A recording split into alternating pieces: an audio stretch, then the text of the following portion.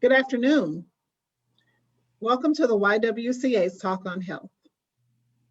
This month, we're talking about invisible scars, the effects of trauma on mental health. I'm so glad that you could join us today. I look forward to having this discussion with our three esteemed panelists. We have Jay Vinay Skiba, who's a resilience educator, Dr. Anka Roberto, who's a psychiatric mental health nurse practitioner, and Dr. Khadija Tribier-Reed, who will be joining us later. She is a pediatric physician. I will begin today's discussion by giving a land acknowledgement from the YWCA. The YWCA of Lower Cape Fear serves the people located within the Lower Cape Fear region. This land once thrived with life from indigenous peoples, known today as the Cape Fear Indians and the Waccamaw-Siouan Indian people, living in established settlements along the Cape Fear River and Lake Waccamaw, along with many other established sites in the region. We need to protect and honor the history of these places. Indigenous people are not relics of the past. They are still here, continuing to demonstrate their talents and gifts amidst a backdrop of ongoing colonialism and oppression. They are worth celebrating. We hope our land acknowledgement statement encourages others to stand with us in solidarity with those in the indigenous nations. Thank you very much. I'm going to give my panelists an opportunity to just introduce themselves and tell why they are here today and why they are good people to talk about this discussion. First, we have Dr. Anka Roberto. Could you please tell us a little bit about yourself? Sure. Thank you, Dr. Chair. It's so great to be here with some like-minded colleagues. I am Anka Roberto. I'm a psychiatric mental health nurse practitioner by profession. I've been a nurse for over, 25 years, believe it or not. Became a psych NP about 6 years ago. And I'm also an assistant professor in the School of Nursing at UNCW, and I coordinate the psych NP program there. Trauma has been, a lived experience for myself personally. And really was just passionate about the impact of trauma on the body, on the brain, relationships, life in general, and really focusing on the resilience of individuals who have been impacted by trauma. And really do believe that everyone has resilience factors. So we just have to build those up and help people build those up to be able to maintain and grow. So with that, I am EMDR trained, eye movement desensitization and reprocessing. I was trained as a grad student, was fortunate enough to be trained under some amazing individuals and primarily practice that in my practice. So I'm not a quote unquote prescriber as an NP. I treat the whole patient. I work predominantly with children and adolescents and young adults. That's kind of who I like to work with. I do work with adults as well, utilizing EMDR as a modality primarily. And I have just seen amazing things happen and healing and growth and transformation with the folks that I've treated, utilizing that as a modality. So I'll speak to a lot of the brain-body connection, because that really is where I live and I land and I teach from and I practice. So I'm just so glad to be here. So thanks for having me. Thank you, Anka. Could you please, for the audience, tell what EMDR stands for? Oh, sure. So the acronym stands for Eye Movement Desensitization and Reprocessing. It's a level A trauma treatment, very similar to trauma-focused cognitive behavioral therapy, TFCBT. And the impact of EMDR allows for our limbic system, our mammalian brain, our fight and flight, and we'll talk a little bit about that maybe today, about how we can kind of tame our limbic system and allow for reprocessing of traumatic life events to be able to come to a different adaptive format in regards to the way we emotionally regulate ourselves, how we respond to traumatic triggers, and it's healing of the body, because somatic work is really big with the EMDR. So more about that. Yes, I'm excited about that. I have had some I've had some experience with patients using EMDR, and it's very fascinating to me. So I'm It's looking amazing. for Yeah, more about yeah, that. yeah, for sure. All right, Javanae, could you tell us a little bit about yourself? Sure. My name is Javanae Skiba, and I'm currently acting as the interim director for the New Hanover Resiliency Task Force. I am a certified resilience educator in a model called Reconnect for Resilience. And I'm also a resilience teacher in a model called Community Resiliency Model. And a lot of my work really revolves at this point around bringing people all over the community together to learn more about trauma-informed practices and policy, but also to kind of usher in a perspective shift in how we see certain behaviors, certain things that we generally think are undesirable, getting away from that old way of thinking, that conventional wisdom that says, what's wrong with people? But really asking people to dig a little bit deeper and say, what happened to you? And the task force exists really to create a more compassionate community where essentially we're creating an ecosystem where people understand that trauma is common, right? It's not to um, doesn't just happen to a certain group of people or a certain race or a certain economic status. It's common. So what do we do in our community to make sure that we don't re-traumatize people? And part of the work around those models that I'm trained in are to change perspective around what trauma is, to build resilience, personal resilience in people, because I believe that really ultimately grows compassion. When we understand how our bodies respond to stress, we're better able to conceptualize what other people may be going through that may precipitate those behaviors that we can't understand. So really, what I bring to the table is connecting people to trainings and workshops and supporting people's understanding of what we can do to have a more compassionate community. Thank you. You mentioned you talked about trauma a lot. So would you mind defining trauma for us and also giving us a couple of examples of trauma that we might not necessarily think of as trauma? For sure. I think ultimately when we hear the word trauma, and Dr. Roberto, you chime in anytime, but when we hear trauma, we generally think of big, huge things that happen that everybody can look at and say, oh, that's traumatic. We as a community experiencing Florence, that was obviously traumatic. We all can identify that and see that.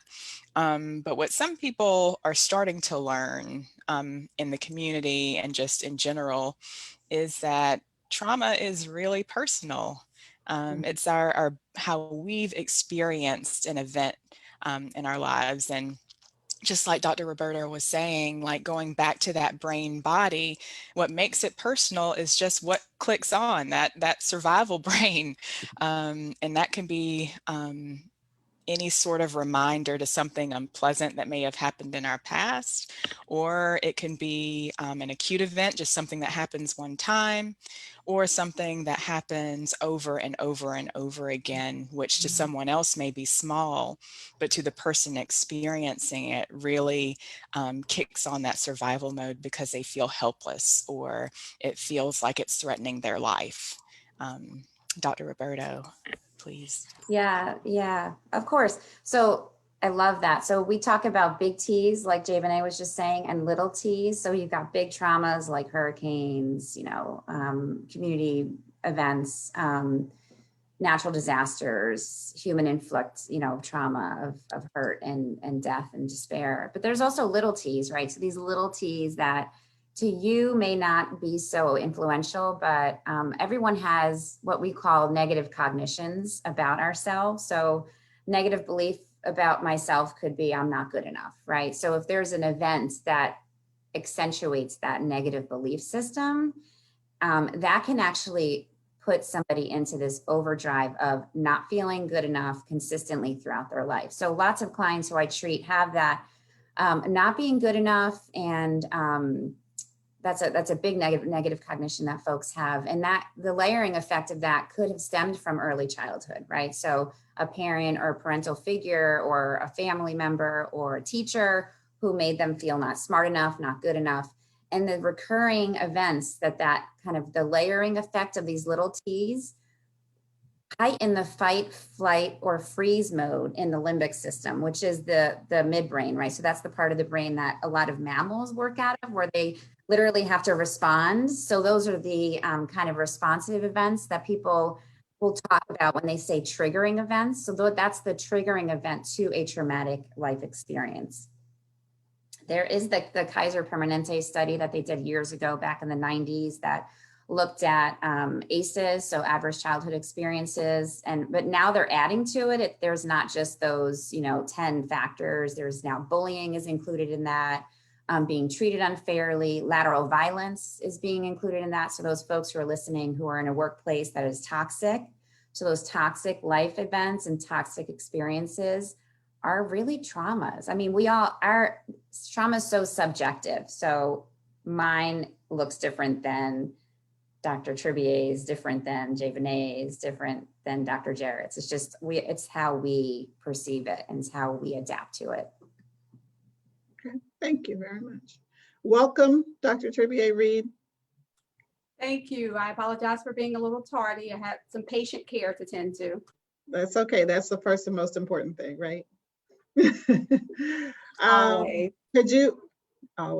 Could you introduce yourself briefly and tell us what makes you uniquely qualified to speak to trauma, to the topic today? Thank you for having me here. My name is Khadijah Tribier-Reed. I'm a pediatrician at MedNorth Health Center and the pediatric medical director there. I've been at MedNorth Health Center for about 9 years. And before I joined MedNorth, I worked at the Carousel Center for Abused Children. During my time there, I noticed over and over and over again that children were coming in suspected to have been abused. Not always sure if they had been abused, but suspected to have been abused. Even if they weren't abused and we couldn't find proof of that, what I found over and over again was lives of chaos. These children were surrounded by a lot of chaos. Parents incarcerated, and often I found that these children were developmentally delayed or behaving in ways that were very uncharacteristic for their age, out of control behavior. And I felt like there was a relationship there. Long story short, the study that Dr. Roberto mentioned, the ACEs study, put it all together for me, that these children were in fact experiencing trauma. And the more trauma they were experiencing, it was impacting their development and their behavior and their medical outcomes. And when I went on to MedNorth Health Center, which is a federally qualified health center, we take care of children who are insured and uninsured, many of whom live in poverty, live with poverty and the circumstances that surround poverty, which often include traumatic circumstances. I saw it once again, high rates of developmental delay, high rates of ADD, which in fact often was post-traumatic stress disorder. And so we developed in this space an integrated behavioral health system in which a behavioral health provider works with us in these families. And this is how we've been doing for the past 6 years. And we're excited to be doing this work, and we see positive outcomes from it. So this is what brings me to this space today. Thank you very much, Dr. Tribier-Reed. So the next question is, and anyone can chime in at any time, how is trauma manifested in families and communities? What are some examples and what is the impact? I could start us off. The term is generational trauma, right? So it's trauma is transferred from generation to generation. My colleague, Dr. Hunter, and I actually did a conference back in the spring on generational trauma and its impact. It lives in one's DNA. It's transferred from the fetus, from the mom to the fetus. Trauma has scientifically shown to change folks' DNA and the expression of DNA and how it can transfer into physical health. It really has that big of an impact. So that really, I think everyone listening really needs to understand that trauma is it's not just a mental health thing. It's a physical, holistic health impact. It is bigger than I think we ever even thought as clinicians.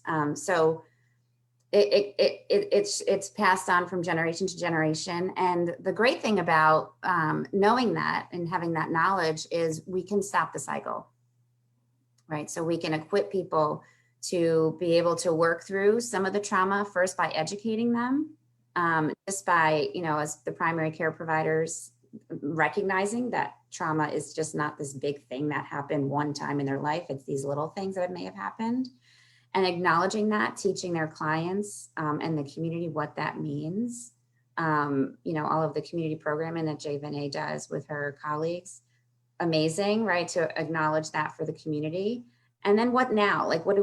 We treat it, right? So let's get some trauma clinicians, more trauma clinicians in the area so that we can actually help these folks get better. And using a family system model is really important for treating the children of the families and the families as a whole, and meeting them where they're at. That is super important as we're working with folks, because we can't really call ourselves the experts. The person who's lived the traumatic life is the expert of their own trauma. So giving them that power and giving them the ability to have control over that, because control and trauma is a big thing, right? Because when one is traumatized, control leaves their kind of conscious brain and subconscious brain. So that's I'll start. So if you guys want to chime in, go ahead.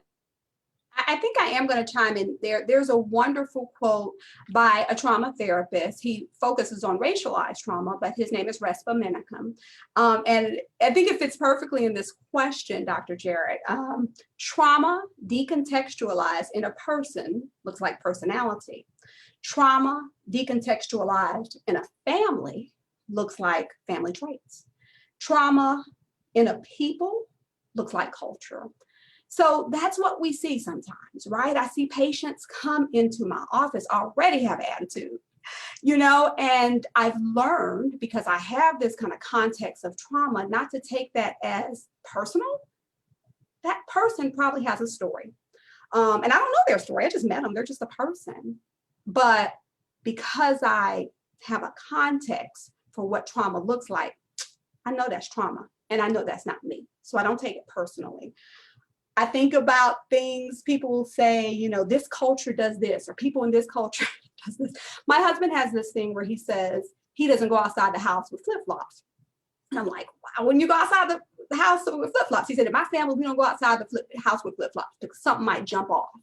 And so culturally, in his family or in, the African-American culture, that may be a thing. You may see that because something might jump off. So I think there was a lot of examples of that we see, and we probably don't even realize that those are signs of trauma. And I want to piggyback right on that. Dr. Roberto mentioned those layers. Dr. Tribier-Reed mentioned the decontextualization. And I think it's so important, especially in my work, is we peel back those layers in regards to how we treat each other. If someone can understand that somebody coming at them may be verbally combative, or somebody who's shut down, who will not engage, that's not necessarily about the relationship in that moment. That could very well be an indicator that somebody has experienced trauma, and not just the trauma that we can identify, but trauma, just as Dr. Roberto was saying, those layers within themselves. I love going back to Resma Minikin's work, because he does give a framework for understanding how our bodies get this kind of response because of that DNA, the expression of our DNA over the generations of stress transferred from mother to child over and over and over again, and how that load actually can show up in somebody being shut down in front of us, or somebody ready to pop off at any moment, even though the day could have been normal and fine. By our estimation, or even by theirs, a lot of the time people don't understand why they're responding in the way that they are responding, because trauma runs so deep. So it's really just great to have opportunities for us to understand that there are layers, understand that we are empowered as community members to not re-traumatize people, mainly just by understanding what Dr. Tribier-Reed gave an example of in her practice when people come into her, to her office. So I think, the effects of it can either be compounded by how we respond to each other, or they can be mitigated by us understanding and gaining the education around what trauma really is and how it affects all of us. Yeah, and when you're able to define that with your clients and with the folks that you're serving, many times they say to you, wow, I know now. Now I know. Well, now I know why my brain works the way it does. So many people who have a long, complex trauma is really complicated, right? Either their memory networks are halted or stunted. That's why we see a lot of academic delays and developmental delays. Their coping strategies just can't work because they can't use the prefrontal cortex, their thinking brain. So once we're able to let them know that, hey, this thing is a thing, and there's a way that we can help you figure out how to live your life more fully, more engaged by connecting to others. So like we're the connection so that we can help them connect with others. And that when the brains connect to one another, there's a synergy that happens there, and neurotransmitters are released. Natural oxytocin is released, like all these feel-good hormones. So like anxiety, depression gets better because we're treating them and we're figuring out what is happening. And sometimes it's not even traditional therapy, you guys. Sometimes it's engaging in sports, or engaging them in a women's Bible study, engaging them in a men's group, engaging them in playing soccer with each other, like whatever it is that they like to do, encouraging them to do that, because human connection is like the biggest recipe for resilience. I always say that connection is really our first healthy line of survival. That's our first healthy survival response. Mm-hmm. Are there any concerns with, well, during COVID, I'm sure that it was more difficult for people to deal with trauma. Did you guys see that in your practice? And, how do you identify trauma if the patient or a person coming in doesn't even know that they have been traumatized, or So that is what's causing their problem? I'm definitely going to jump in on that one. So when Javanette was talking about that human connection piece, boy, oh boy, this past year, my adolescents were reeling. I mean, so much depression, so much anxiety. Now you would think, they were free, they were able to get online whenever they felt like it to do their classes. It appeared that lack of structure and lack of a communal experience really wreaked havoc on them. So many of my patients were just depressed this past year. So I feel that piece of that for COVID. I think there were a lot of reasons to be stressed. The disorganization of the day, people were losing loved ones, there was financial stress, there was a lot of reasons. The other thing I want to answer in your question that kind of joins with what Dr. Roberto said is that In my office, we started doing some ACE screening, adverse childhood experiences screening, which means we would hand our patient this one-page questionnaire that asked them, you know, have you ever lacked food? Or have you ever been abused sexually, physically, emotionally, etc.? And you can score. You can use that screening to score people and see how much trauma they've experienced. And what the ACE study showed us is that number, if that number is 4 or higher, then there's a significant increase in the possibilities of not only physical illness later on, morbidities, heart disease, cancers, but mental health issues as well. And I will say, as a pediatrician, I see that in the immediate sense with the behavioral health issues and the developmental delays. I have a large percent of my patients who experience developmental delays. Just giving that screening then becomes an educational piece, because I'm giving them the screening. I can't just give them this piece of paper that says, have you ever been sexually abused? So after I give it to them, I say, this is the reason I'm giving you this. And I explain, you know, the study to some extent. And I say to them, when people have experienced this, a large amount of these things, these are traumas, and they can cause medical and mental health issues later on.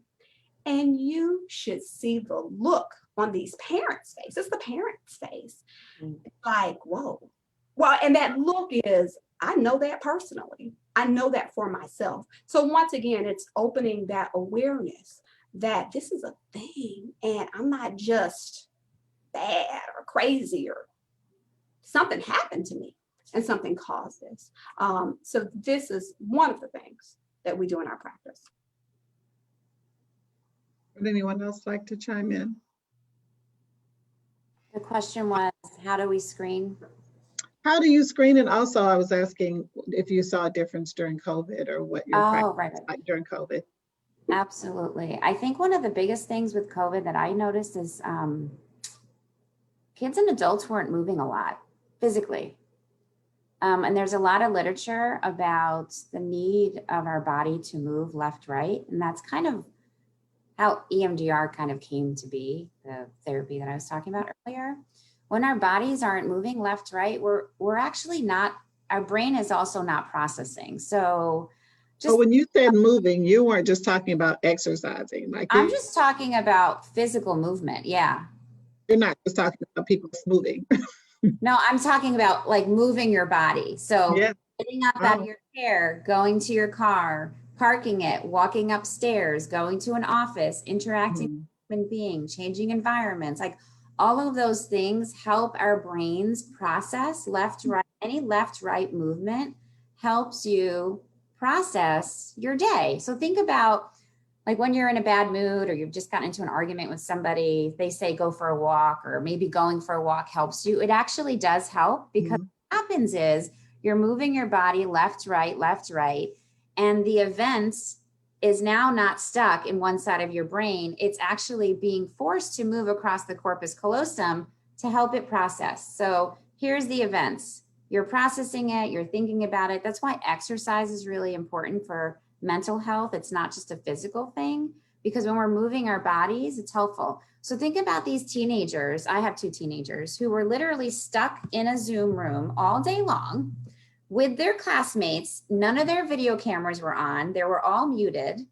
They had 0 interaction with each other. They're sitting in a chair for how long? 6, 8 hours sometimes, in their bedrooms or in the corner of a house or wherever, with earmuffs on, because they can't, right? You're not supposed to hear the world outside of you, and just stagnant, being still. So, and as an adult, right? As adults, we know how difficult that is to stay still for that long.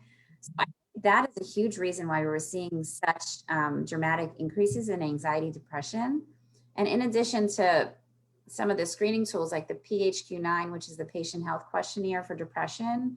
And there's an anxiety screening as well that we do as clinicians that are helpful, just to kind of identify, hey, you're at a higher risk because your score is high.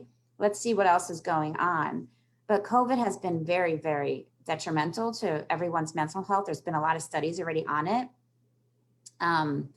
The other piece is, I do some work in and around spirituality and its impact on mental health, and just having that as a resource for folks is really important. And that, again, back to the connection, it really is, human connection is very, very, very important for everyone's well-being. And how do you see trauma in your practice, even if patients come in and they don't know they're traumatized?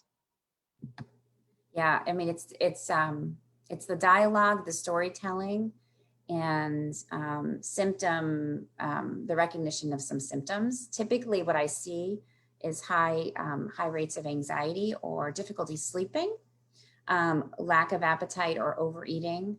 So a lot of eating, sleeping issues, and irritability. We see a lot of that, inability to focus. So I ask a lot of, talk to me about school and how's that looking? When you're completing an assignment, what does that look like? Are you remembering things? Are you forgetful? All these things that I think we screen for ADHD, and a lot of times it's actually a trauma response, because their physical bodies are not able to deal with what's coming at them, so that they become irritable, difficulty focusing, difficulty putting pieces together. Storytelling is really hard because they can't remember things a lot of times, the kids that I treat. And they're on like almost like a heightened response always. So we call that word, it's called hypervigilance. So they're always kind of looking around. So if you're always looking around, it's really hard for you to be in the here and the now. And that interaction with other folks doesn't happen, if that makes sense. It's that toxic stress syndrome almost. Yeah. Javanae, did you have something else to add? Sure. In my work, we're not identifying any sort of stressful behaviors in people. We're really trying to be proactive and give people tools.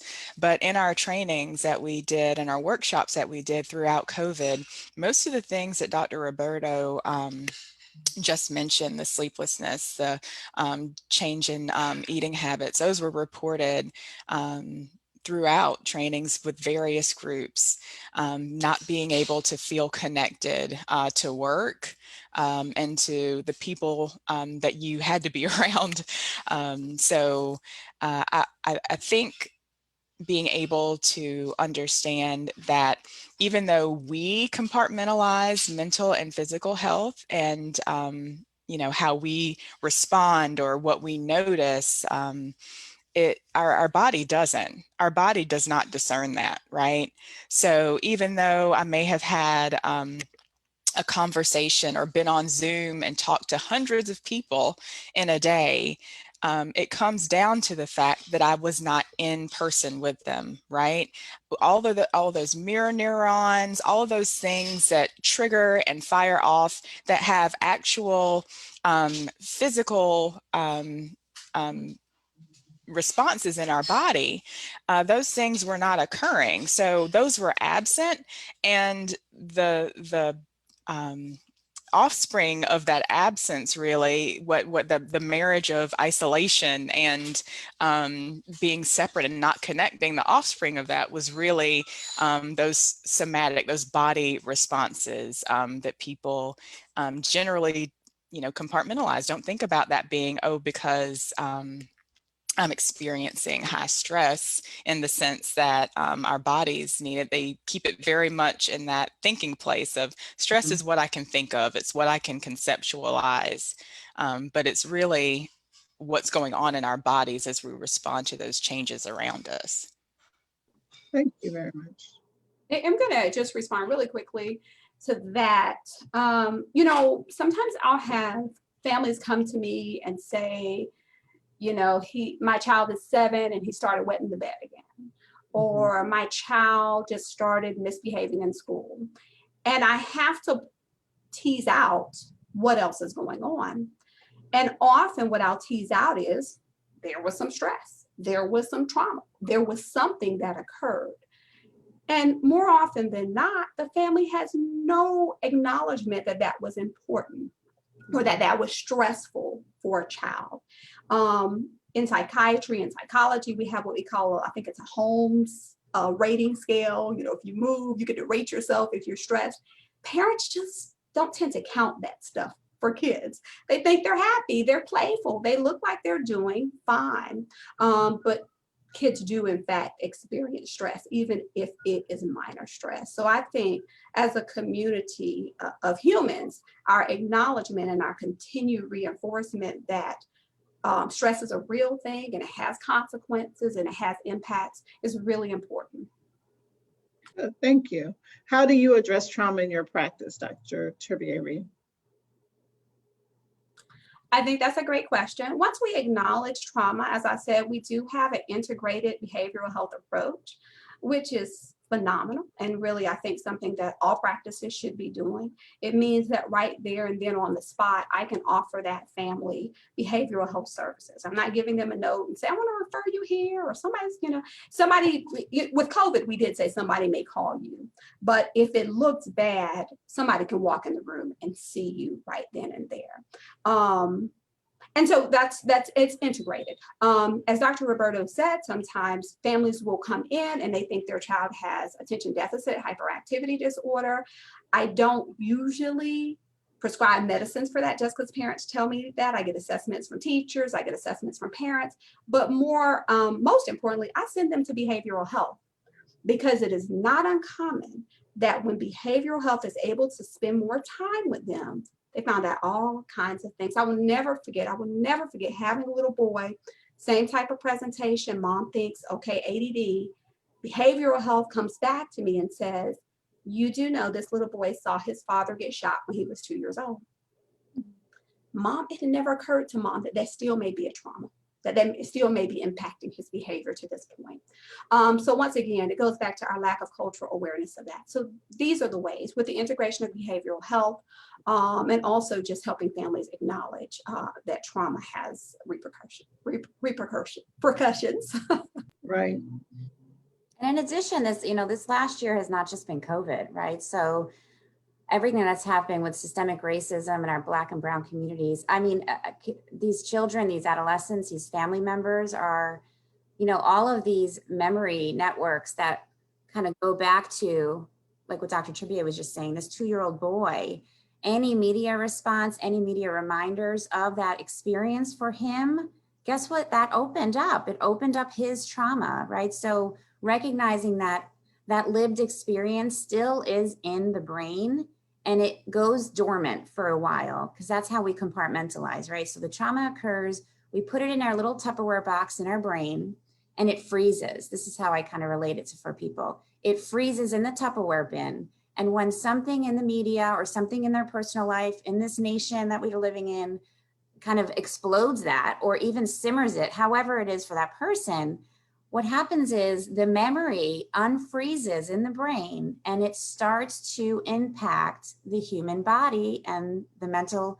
health and mental well-being of that person. And that's when the symptoms show up, right? So the symptomatology is showing up because we've opened that box. The world is opening this box for them of the fear, the anguish, the memory markers. I really talk about it like, I hate using this word, but a lot of it, trauma is branding. Like, it brands you. It brands your body wherever that trauma has lived in your heart. Like, I've had some personal health issues in my chest wall because of some hurt in my heart, right? So just that, it's a thing, right? Beth Van Der Kolk talks about that a lot, trauma, and the body keeps a score. So we see that throughout. And I think the more that we know that, the more we recognize that. I talk to a lot of parents about what's happening in the home. Is the news on all the time? Many families have the news on all the time, multiple television sets, right? So these kids and these adolescents, they just can't handle it. It's too much. Even if it's in the background, they're still hearing it, feeling it. They're listening to conversations that can be kind of ramping up the trauma response. So these are all things that we need to consider as adults living in this world. Well, definitely, earlier you talked about the little T and the big T traumas, and it doesn't seem like anyone can escape trauma. So what community resources are available for individuals and families to address traumatic experiences? I'll start with just being able to build your resilient capacity. You know, we're not born with this huge well. Some people are. Again, it's that, you know, it's personal. But, you know, just like in elective capacity, you can build resilient capacity. And being able to get those tools to children very young, letting them understand. And honestly, kids get that there is always a correlation between their emotions and their physical body. So anything that they feel, they know that they're feel as in feelings, emotional feelings. They can tell you, oh, my stomach hurts, or I feel like I have bugs in my heart when they're saying they're nervous, like real things that they can tune into. But giving them that common language, giving them tools to understand that what is happening in their body is real, because we as adults, we try to explain that stuff away. Oh, you're fine, it's not that bad. We're not affirming what's going on, what the body knows. So how does that help a child cope or manage or understand what stress looks like to them and how they can be empowered to actually do something about it when they feel it? So really educating children young about what's available to them, how they can manage their stress, that discomfort, understanding that for every emotion, there's a bodily sensation, that they can notice what's going on inside and use a skill to be able to make themselves feel better. And what we like to say with the models that I teach, it's across the lifespan. So we can begin early in that prevention space, but then we can also mitigate the effects later on of stress over the lifespan. Building resilient capacity is for everybody at any time. So how does someone get involved with your education process? Right. So we offer training to whoever wants it when they want it. We have lots of great community partners. I have a great team of trainers that some are certified in the community resiliency model, some in Reconnect for Resilience. Both are somatic wellness-based models, wellness skill-based models. And we offer them to child serving agencies, to the schools, to first responders, and our healthcare workers. We have so many great community partners who are seeking this. One great partner is New Hanover County government. They have incorporated the community resiliency model in their onboarding.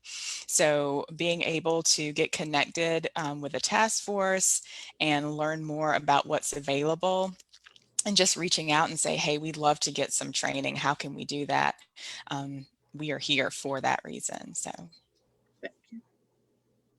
There's also some great, yeah, JVNA has so many great resources locally.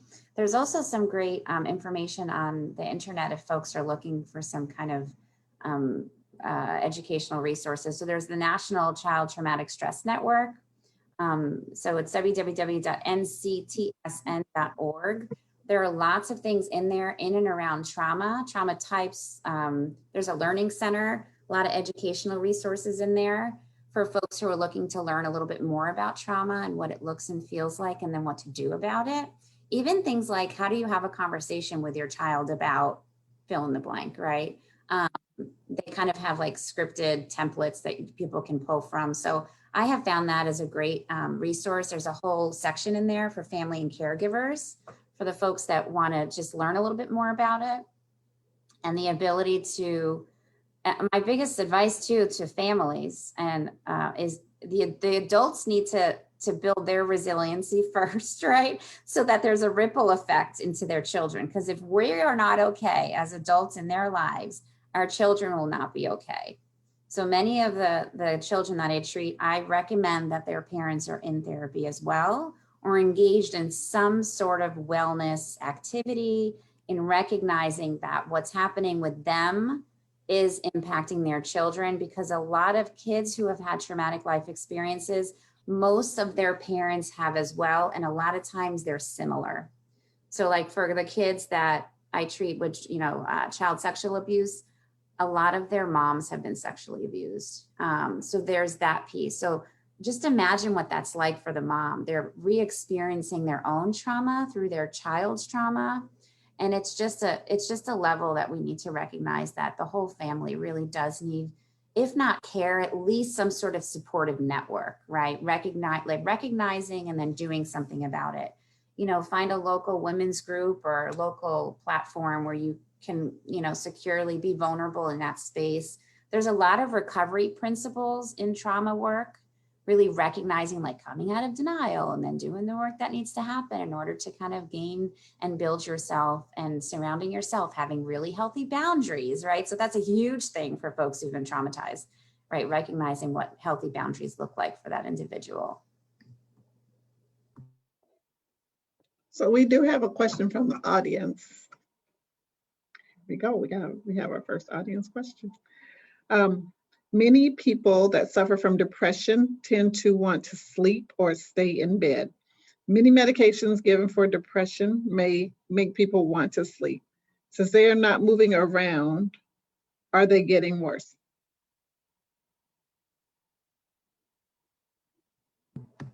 So the question is the medication making them worse, or is the... I took it to mean, does the medication make them worse? Yes. Okay. So, I mean, it depends on the medication. Again, doing a thorough trauma history and a thorough psychiatric evaluation, looking at family genetic factors. There are some medications that we don't metabolize fast enough or quick enough. So there are some panels that we could do that looks at the way that their gene expression affects the metabolism of medication. So that's something, if this person is asking for themselves, you may want to ask your provider, hey, can we do a gene site test just to see if I'm a rapid or slow metabolizer of my medication. It could be dose related. There are a lot of factors. It could just be the wrong formulation. So it really does depend on that individual and kind of how they are responding. But I would say typically with my clients, 4 to 6 weeks it's like a long time, but a lot of times that's how long it takes for an antidepressant to really do its job.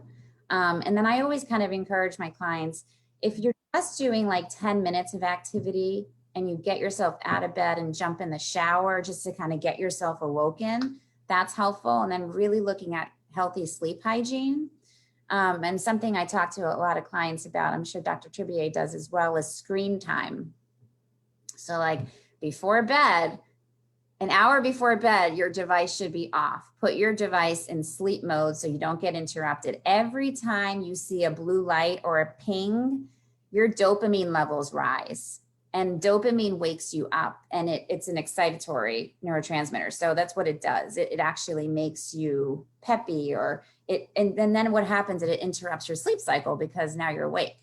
And I know there's many people out there that are glued to their device all times of the day. It's their alarm clock, it's everything to them. But there are settings on your phone where you can set it so that you're not disturbed overnight. But sleep hygiene is a big thing to look at if you're finding that you're fatigued and just not getting the sleep you want, because you may be thinking you're sleeping, but you're not getting good quality sleep.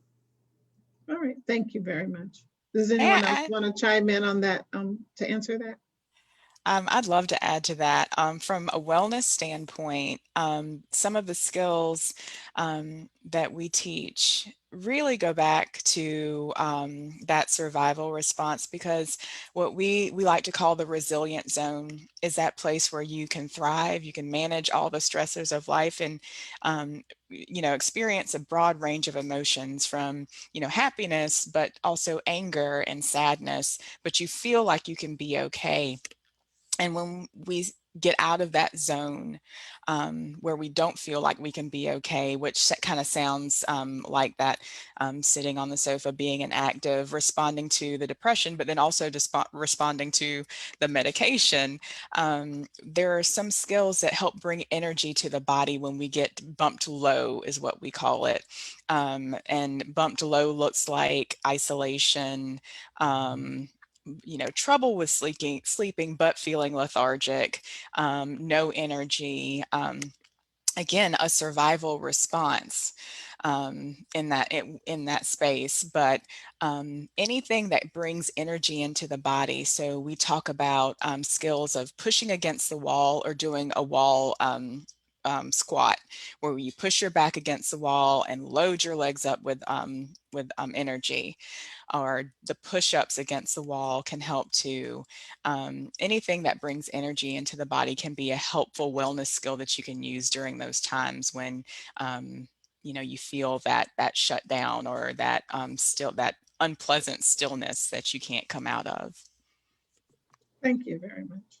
Yeah, I think the follow-up question was more about the movement. So I think you guys have addressed that very well. The movement, we've talked about that. Walking is really important. And you gave some great tips, Javane, about things that you can do when you just don't really feel like doing anything at all. So so when we talked about back to the community resources, how do we know if a community resource that we come across is a good community resource or if it's going to be effective? I think that's a really interesting question. I don't know that I 100% know the answer to that question, but I think individuals know. Individuals know if they feel better, if they see better performance in themselves or their children. And sometimes, of course, word of mouth is always kind of the best way to get information. So if you can get some good information that way, I think that can be helpful because people who have had good experiences can spread that on. Okay. Our last question for today is, how is trauma manifested in physical health? Which we've covered a lot of, but that was just a question we wanted to add on at the end. And this will probably be the final question. So I would like for everyone to either answer the question or just give us a little wrap up and something that we can keep in our pocket and take home with us. You can go ahead, Dr. Tribieri.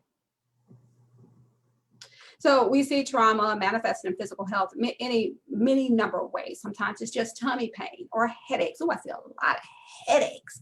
When I have young people come to me and their head hurts and their right foot hurts and their tummy hurts and their elbow hurts, that's a lot of different things going on. And so usually there's some stress there and potentially some trauma undergirding that. I think what I would like to say as my closing statement is that although trauma can affect people across the socioeconomic spectrum and across a racial spectrum, we know that people who live in concentrated poverty experience a great deal of trauma just because of the factors that are brought into those spaces. So for our community and many communities across our country and globally, I think we need to rethink that. Some of the things that we've done structurally to create pockets of concentrated poverty, man, we've seen some beautiful models from different cities that have created mixed income development, and boy, how we've been able to decrease trauma in communities just by changing the structure of those communities. So that's one of the big things that I would love to see happen in our community and beyond. Thank you. I am very You want me to say hopeful. the question again, or are you good? Oh, well, to piggyback, I do want you to repeat the question, but to piggyback immediately on what Dr. Tribier-Reed said, we do want to cultivate systems that see people, right? See the effects of how we call it adverse community environments, where there's widespread unemployment, poverty, unsafe living conditions like lead, paint, things of that nature that we think are just going to be an environment that somebody can be resilient and rise up out of, but we don't use resilience to make people accountable for their own suffering, right? We use resilience as a way of coming together, saying, how can we build it in this ecosystem that I mentioned before around people so that they are better able, if they are coming from adversity in childhood or in their environment, or with the climate change, how are we all coming together to make sure that happens? And that happens when systems change, when policies and practices change, and are person focused, and not just in means. The trauma as a public health crisis, it's a $630 billion crisis. Compassion has a function in our society to make great change. If people don't understand it as being person focused, then maybe they'll understand that pocketbook focus of $630 billion. But to go back to those things that we can do, I think you said, Dr. Jarrett, in our bodies, is that our practices? Yes. How does trauma manifest in our physical health? You know, being that people who experience toxic stress may have as much as 20 years off their lifespan, expected lifespan. 20 years. I think it's staggering to think about that, especially when there's something that can be done about it. But there's that physical, right in your face stat of 20 years lower life expectancy when kids and people are faced with that toxic level of stress and adversity. Thank you very much. Anka, would you like to wrap up for us? Sure. To kind of piggyback off of what Javane and Dr. Tribier mentioned, you know, it's like a call. I say this often when I do a presentation. I'm calling all the people who do not live in impoverished communities to be part of the change. You know, the bubbling doesn't help our communities and our environments. Staying within your bubble doesn't help any community or individual. It's really connecting, being part of, joining in whichever way, one person at a time, one child at a time, one volunteer opportunity at a time, get your children involved in whichever way, shape, or form. I really do believe it takes one person to make a change, because think of the ripple effect, right? So if trauma is one trauma at a time, so is one person, right? So that traumatic life experience can impact so many other lives, but then we as human beings with empathy and compassion that Javane talks about, we have such the capacity to make a difference, right? And I think it's so overwhelming a lot of times, like that number you just shouted out, the 60, how big? $630 billion. $630 billion. Oh, I was with the 20 years. I thought you were talking about the 20 years. I'm and both. That too.